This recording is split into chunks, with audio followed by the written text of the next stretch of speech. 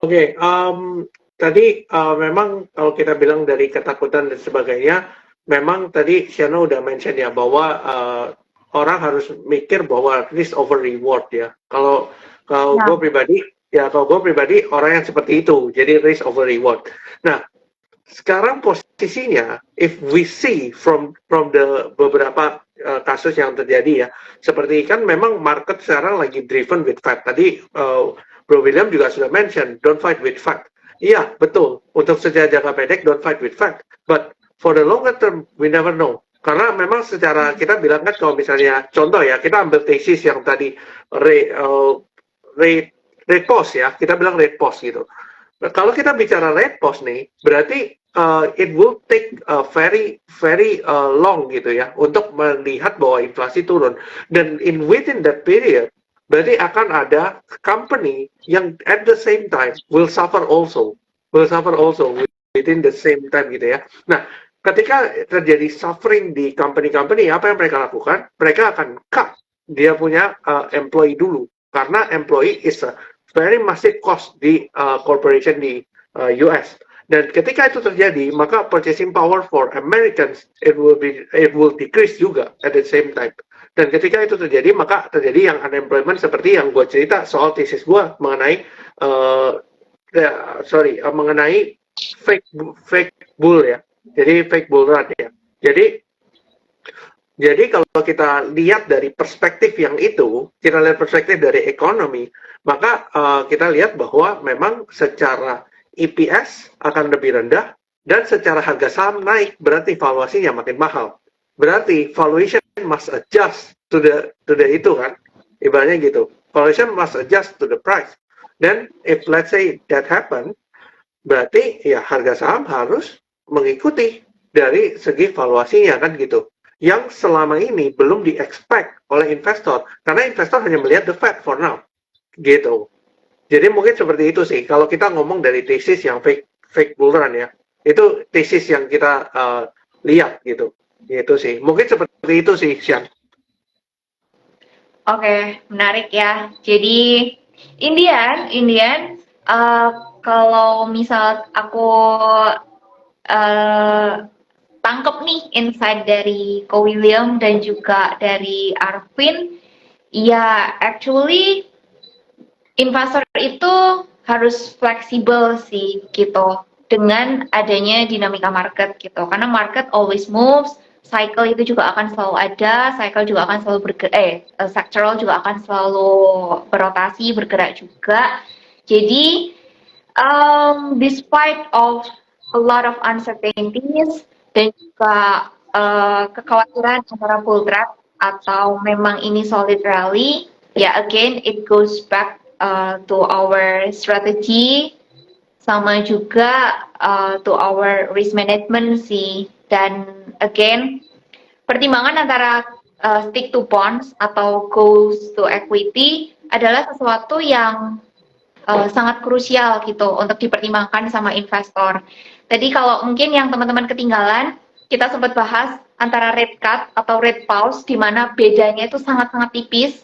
Kalaupun rate cut, it's only mungkin ekspektasinya 25 basis point, tapi itu akan membawa perbedaan yang sangat besar ke strategi dari investors gitu, antara defensif atau offensif gitu. Jadi again, buat teman-teman sekalian, kalau seandainya misal nih masih galau-galau di market seperti apa, try to look back at your strategy first, baru setelah itu evaluate portfolio. Gitu sih menurut aku. Mungkin selanjutnya aku balikin ya ke Ko William. Ini udah nggak ada pertandingan lagi kan, nggak ada perdebatan lagi kan. Nggak ada. Kita ngomongin yang sesungguhnya kan. Karena udah capek mikirin alasan-alasan yang harus dibikin sebetulnya. Bro William, kayaknya suara lu agak kecil deh. Jadi di tempat mereka kayaknya agak kecil. Udah cukup gede belum? Gimana sekarang? Masih sama Bro William, masih agak kecil.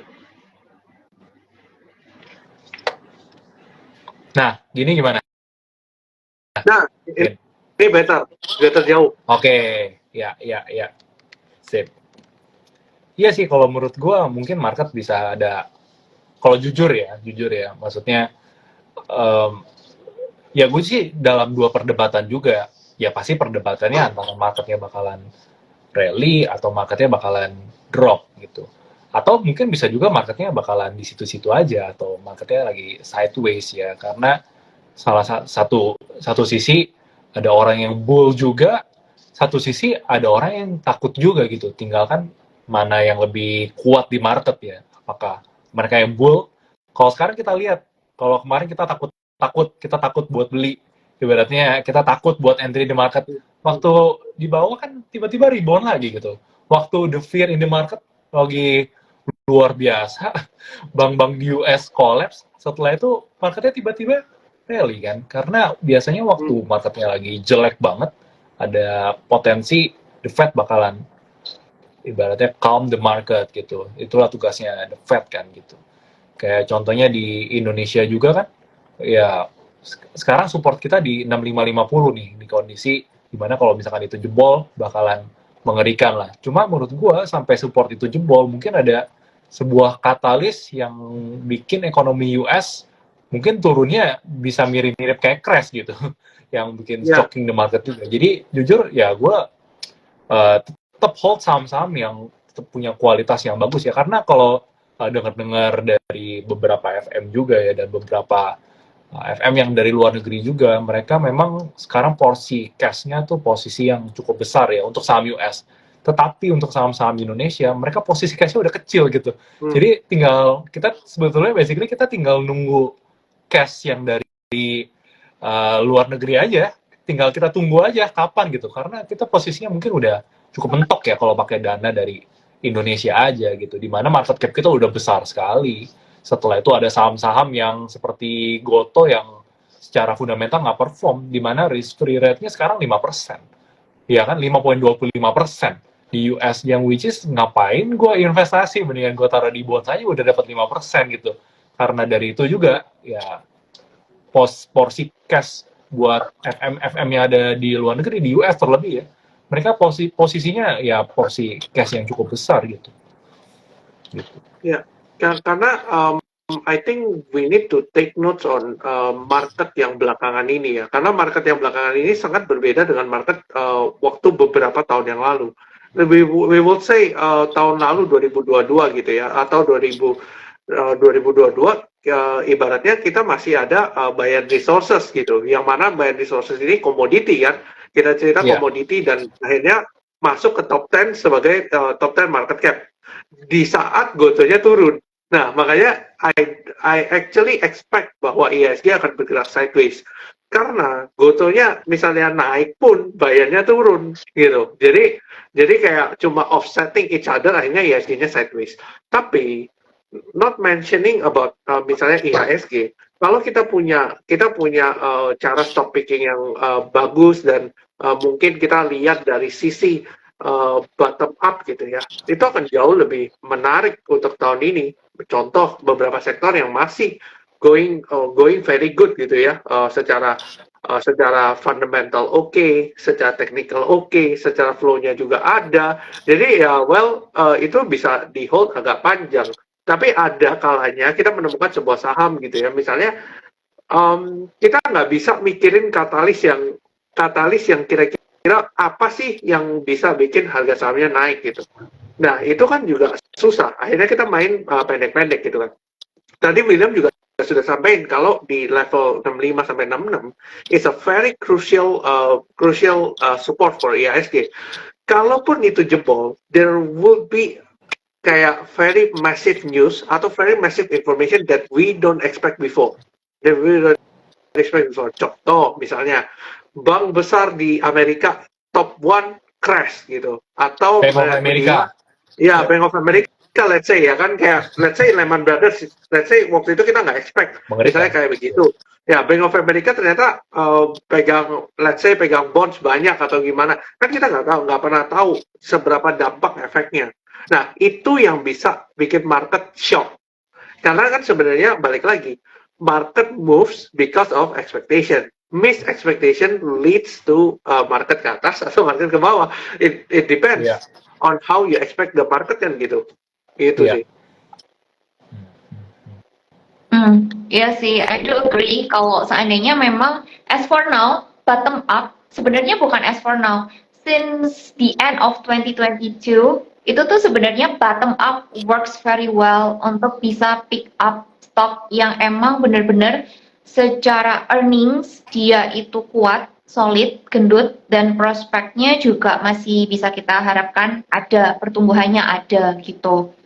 Dan kalau menyikapi em, market global itu tuh boleh untuk fluktuatif sampai segimana-gimananya tuh boleh banget gitu. Tapi again, pertimbangan kita, perhatian kita sebagai investor domestik yang emang fokusnya ke saham-saham di IHSG adalah ya knows very well gitu. Companies-companies yang memang ada di yang listing di bursa efek dan itu tuh oke gitu loh. Jadi dalam artian kita kan juga bisa melihat ya, let's say kemarin Ko William mention jasa marga, Arvin mention about multi finance.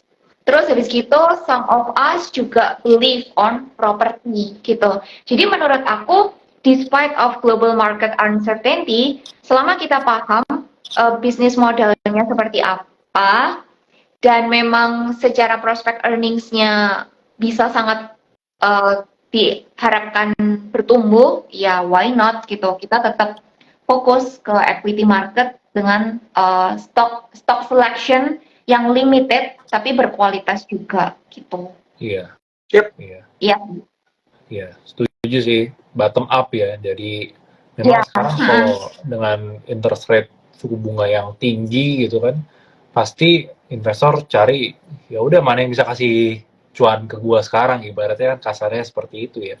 Dibandingkan kayak tahun-tahun sebelumnya interest rate 0 point sekian, bahkan ya mungkin tertingginya berapa persen ya, 2% ya US rate ya beberapa tahun terakhir ya, 2% ya pasti investornya juga bakalan memilih instrumen investasi yang lebih agresif gitu dibandingkan kayak sekarang. Kalau sekarang mungkin pasti bakalan milih, bener-bener milih ya udah pilih aja yang bisa kasih dividen di atas 5% misalkan seperti itu. Nah, itu yang diborong gitu. Nah, kalau kamu kalian ada ini nggak stock pick yang sekarang lagi kalian incer? Sebenarnya Shana dulu deh, boleh? Oke, sebenarnya bukan mengincar kok, tapi memang sudah ada dan baru mulai diapresiasi gitu. Kalau kemarin Arvin sempat mention multi finance, actually yang ada di mungkin Arvin juga udah tahu sih karena aku sempat sharing tentang BOM finance gitu. Dan baru diapresiasinya ya lately gitu. Tapi it doesn't matter ketika di saat yang lain Bevin udah rally duluan, kemudian Cevin udah mulai diapresiasi lebih duluan. Selama kita paham, selama kita tahu memang secara sektoral itu oke, multi finance which is secara spesifik adalah BOM finance itu juga masih secara fundamental there is nothing wrong, ya kita akan punya conviction untuk hold juga gitu. Dan kalau dari aku masih stick to the thesis property gitu, baik itu residential maupun industrial, itu kalau aku ya. Oke. Mungkin Arvin. Kalau Arvin? Oke. Well, memang dari akhir tahun kemarin memang ngincernya selalu kalau nggak properti, otomotif related, mungkin arah-arahnya ke sana ya. Dengan suku bunga yang potensi gitu ya. Kita bilang kalau Indonesia punya interest rate itu di level yang cukup tinggi, sebenarnya doesn't really necessary sebenarnya. Kalau kita bilang 575, sekarang inflasi juga sudah mulai turun gitu ya. Sebenarnya there is actually mungkin ya, ini prediksinya bahwa BI akan ngekat duluan dibandingkan Fed. BI akan ngekat duluan dibandingkan Fed, maka berarti katalis atas perusahaan-perusahaan ini seperti multi finance, kalau kita ngerti bisnis model ya, multi finance, property, ada katalis karena sebenarnya kalau kita bicara harga saham itu kan bergeraknya tidak hanya berdasarkan fundamental tapi berdasarkan sentimen juga kan at the same time. Nah, ketika sentimennya udah masuk dengan fundamentalnya masuk, maka harga saham baru bergerak. Properti baru diapresiasi baru sekarang. Multi finance juga begitu, otomotif juga begitu. We will say ada kemungkinan loh. Kita bilang contoh ya, kita bilang kemarin kan yang digebuk habis-habisan karena naik suku bunga kan teknologi. Mungkin kita sudah bisa lirik ke arah sana. Mungkin bisa Apakah jadi itu? kan kita. Nah, macam-macam. Kalau kita bilang Goto, let's say, Goto kan sudah maksudnya sempat naik jump up karena satu MSCI dan yang kedua kan terakhir Pak Patrick Waluyo maju sebagai CEO ya. Dan I would not consider this too. I mean secara fundamental mungkin akan terjadi perubahan di Goto. Tapi it would not be very fast. Kalau kita bicara secara fundamentalnya, it will not be very fast. Nah, tapi secara sentimen sudah masuk. Perusahaan-perusahaan ini sudah masuk secara sentimen.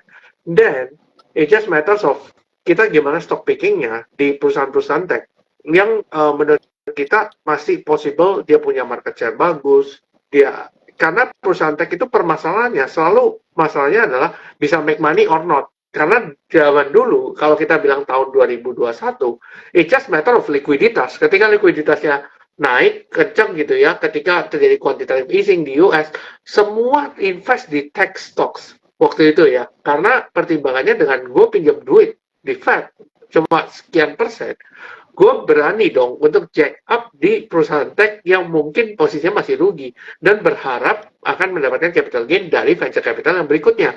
But now it's a very different case, di mana mereka harus punya profit. Dan sekarang kalau kita lihat narasi perusahaan tech, kebanyakan itu adalah how to make profit now, how to make adjusted EBITDA or anything bisa jadi positif di end of year. Dan itu targetnya Goto di end of year, bahwa adjusted EBITDA akan positif. Nah, pertanyaannya gimana caranya, gitu kan? Makanya mungkin kenapa Pak Patrick Waluyo masuk di Goto, ada kemungkinan terkait dengan hal ini.